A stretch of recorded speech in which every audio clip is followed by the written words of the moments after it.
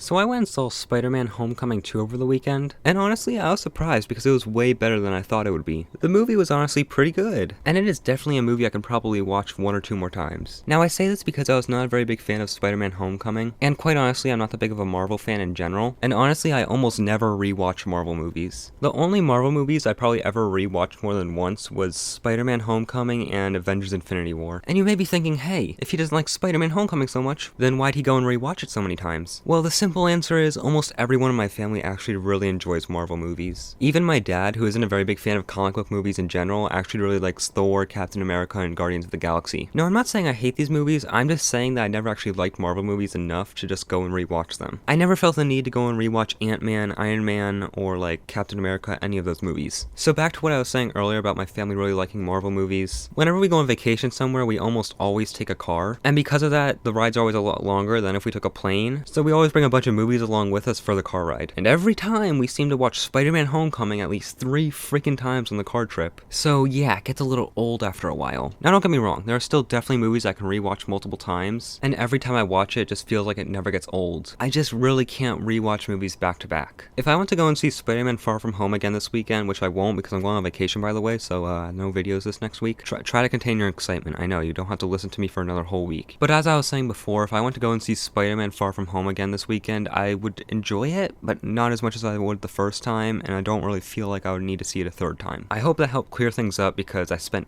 way too much time on that. So now let's talk about the actual topic of the video, Spider-Man Far From Home. I was gonna set up this video similarly to the way I set up the Avengers Endgame video, except there's nothing else to talk about because the theater was completely empty and the trailers are absolute trash. I guess the one movie trailer that actually did stick out to me was the one with Leonardo DiCaprio and like the whole Hollywood premise. I don't remember what it's called. If I find it, put it on screen. I am going to be talking about the movie a little bit, so if you don't want the movie to be spoiled for you, skip to this time here, but if you don't, just keep watching the video.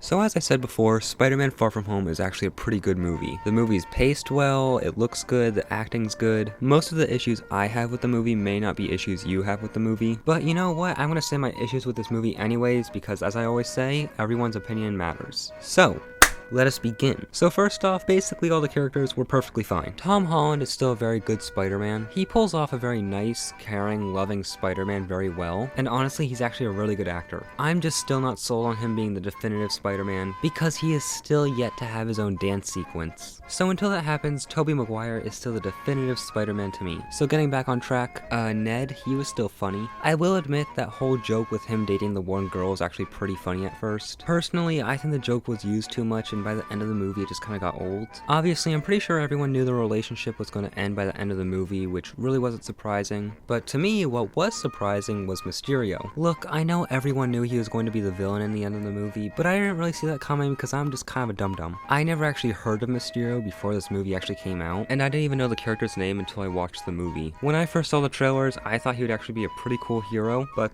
yeah, I'm pretty sure everyone knows how that worked out. Look, I'm not a very big superhero fan, okay? The last time I read a comic book was back in 8th grade, and it was about Superman being a communist, and I only read it because it was a mandatory read. And look, I know Mysterio being a villain was an obvious twist even to people like me, but yeah, I was just personally kind of taken away a little bit. Oh yeah, by the way, Jake Gyllenhaal's Mysterio was actually pretty good. I never actually heard of Jakey G before this movie, mostly due to the fact that I never actually saw any of the other things he's been in before, but honestly, he was actually pretty damn good in this movie. The only character I still don't like in these new Spider-Man movies is MJ. Now, it's not because of her race or the actor herself, it's more because of how dark they decided to make this character. This new MJ honestly reminds me a lot of my edgy 12-year-old brother, and like how she's just so fascinated with death, and how she just like gets amusement out of people's pain and stuff. It's just kind of weird to me. Now look, I don't know if there's an MJ like this in the comics, but now even if there is, I still just don't think this version of MJ, sorry, Edge J, just really doesn't fit in right with the rest of these new Spider-Man movie tones, which I guess kind of makes sense since she is kind of supposed to be an outcast. Again, it's not the actor's fault, it's just the way they decided to make this character. One other really big issue I have with this movie is how Peter went from being totally obsessed with the girl from the last movie to almost instantaneously loving MJ in this movie. And I get that in their universe it's been about 5 or 6 years since the events of Homecoming, but you gotta remember that Spider-Man really wasn't there for all of that. He was blipped from Infinity War to Endgame. Oh yeah, one of my favorite scenes of the movie was actually in the beginning. It was that scene where they were all in the gym and like all these kids got flipped away. And then they all come back and this one kid just gets pelted in the head with a basketball. And I know it's mean, I just found that really funny for some reason. But anyways, we should get back on topic now. Basically, I don't really understand how this Peter Parker, who is so optimistic and everything, can really like someone like MJ, who is very like dark and disturbing. I personally think it would have made more sense if MJ was actually trying to get with Peter, but since she's always been an outcast, she's afraid and really has no clue how to talk to Peter about her feelings for him. Like, they should have got rid of that other kid that was constantly trying to get with MJ throughout the movie, and since Peter wouldn't be able to talk to his best friend throughout the trip, he would begin to talk to MJ more, and then as the movie went on, he would eventually end up building up feelings for her back as well, and then each of them would want to say something to each other about how they feel, but whenever either of them had the chance to say anything, Peter would have to leave to go and do more Spider-Man stuff. Oh yeah, and that scene where they're all in the hotel, you know, where Peter and the one Asian kid make eye contact? Yeah, no joke, I actually thought Peter was gay for a second there. Also, I want to talk about this really cool scene in the movie that might honestly be one of my favorite scenes ever, and that's the scene where Mysterio makes Spider-Man go on this amazing looking illusion trip. Honestly, this entire scene was just really freaking cool. Visually, this scene looks spectacular, and despite Mysterio not having any real powers, through this scene alone, I both felt and understood how Spider-Man could feel so overwhelmed and underpowered when compared to this villain. So yeah, I actually thought this movie was actually pretty good. Personally, I feel like it's better than 90% of the Marvel movies out there, but again, I'm not a very big Marvel fan, nor am I even that much of a big superhero movie fan, so that could just kind of be me. But anyways, I hope you guys really enjoyed this video. This video has been a nightmare to make. As of me simply finishing up the audio, it's already 5 p.m. and I leave tomorrow for the vacation, so I'm really going to be trying hard to get this video out before I leave, but honestly at this point I really can't promise absolutely anything. But still, I really hope you guys enjoyed this video. Also, make sure to say what you thought of the movie in the comments, and maybe where you agreed or disagreed with me. I don't care.